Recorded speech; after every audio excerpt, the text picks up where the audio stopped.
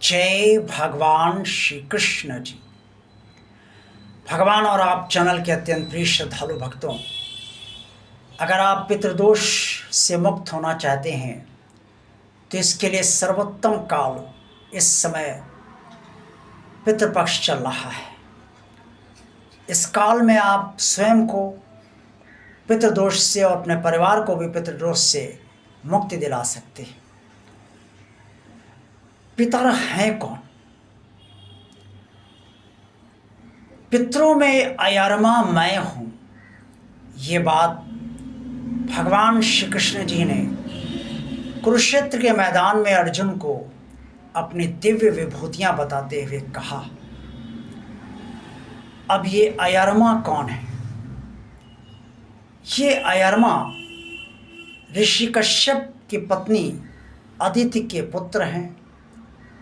इनका मूल नाम अयरमन है, लेकिन इन्हें अयरमा भी कहा जाता है। ये समस्त पितरों के यानी कि जो पितृलोक है उसके देवता हैं। एक तो ये पितर माने जाते हैं यानी कि पितरों के देवता माने जाते हैं, और दूसरे पितर हमारे कौन माने जाते हैं? दूसरे पितर हमारे 7 पीढ़ी के पूर्वज माने जाते हैं। यानी कि हमारे माता पिता अगर जीवित नहीं है तो इसके बाद बाबा, फिर परबाबा, और उसके बाद 4 पीढ़ियां और 7 पीढ़ी तक पूर्वज माने जाते हैं। इनमें अगर कोई भी पीढ़ी हमसे नाराज है, अप्रसन्न है, तो पितृदोष लग जाता है। हो सकता है हमारे माता पिता प्रसन्न हो सकता है बाबा या परबाबा, या फिर अन्य पीढ़ी में से कोई अन्य, हो सकता है दादी, परदादी, तो कोई भी इसमें से अप्रसन्न हो सकता है।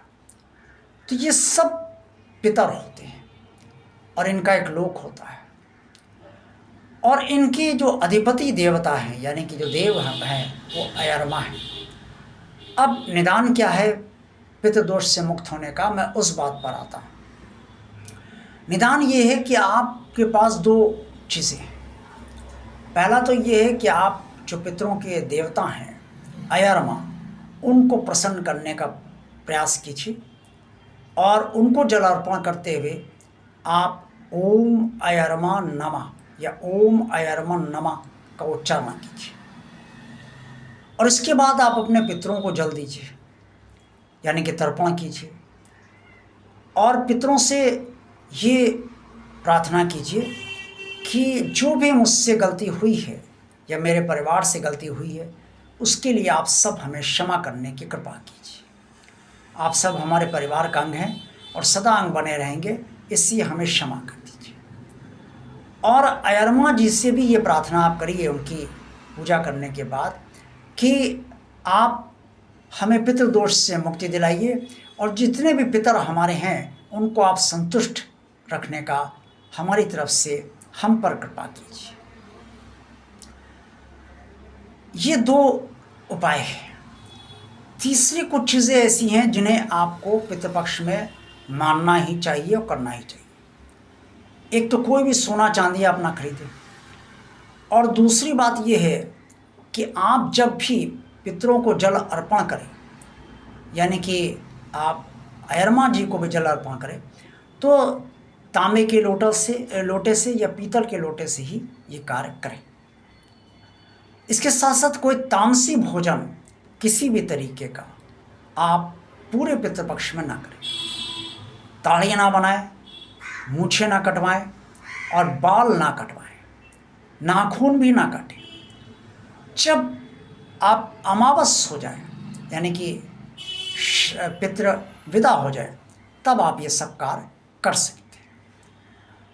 और भगवान शिव जी का पूजन आप अवश्य करते रहें पूरे पितृपक्ष के दौरान, और भगवान कृष्ण का भी पूजन आप करते रहें।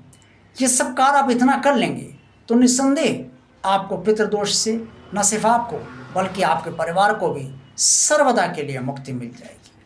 देखते रहिए भगवान और आप चैनल।